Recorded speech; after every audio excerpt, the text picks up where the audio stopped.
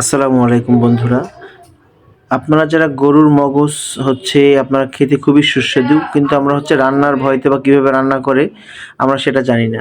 তো আজকে আমরা জেনে নিব গরুর মগজটা কিভাবে রান্না করে।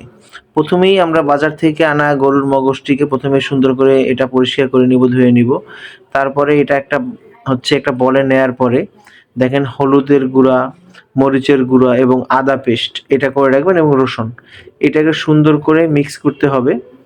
মিক্স করার পরে আপনারা এটাতে জিরের গুঁড়ো দিবেন।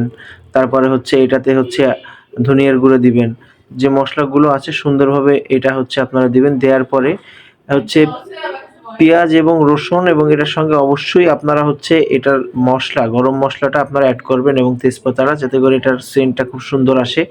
এটাকে গরম তেলের মধ্যে আপনারা এটা সুন্দরভাবে বাদামি করে ভেজে নিবেন। ভেজে নেওয়ার পরে আমাদের যে মিক্স করা মসলার সাথে যে আ মগজটা ছিল ওইটাকে এই যে পেঁয়াজটা যখন বাদামি কালার হবে ওইটার সঙ্গে আবার এটা আপনারা মিক্স করে নিবেন। মিক্স করে নেওয়ার পরে আপনার এটার মধ্যে আপনারা আরেকটু এটার সঙ্গে আপনারা মসলা এড করবেন, গরম মসলা এড করবেন। গরম মসলা গুঁড়ো এড করতে পারেন।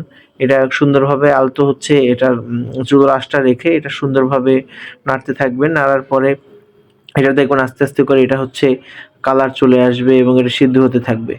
এবং যখন দেখবেন এটা কালারটা বাদামি কালার হয়ে গিয়েছে পুরো, তখন এটা বুঝে নিতে হবে যে এটা আমাদের রান্নাটা মানে সম্পূর্ণ হচ্ছে। তো এটা আপনারা যদি মরিচ বা আপনারা একটু ঝালটা বেশি খেতে চান, ঝালটা বেশি এড করতে পারেন এবং এটা আপনারা আমরা যে যতটুকু লবণ খাই লবণটা আপনারা পরিমাণে এড করবেন।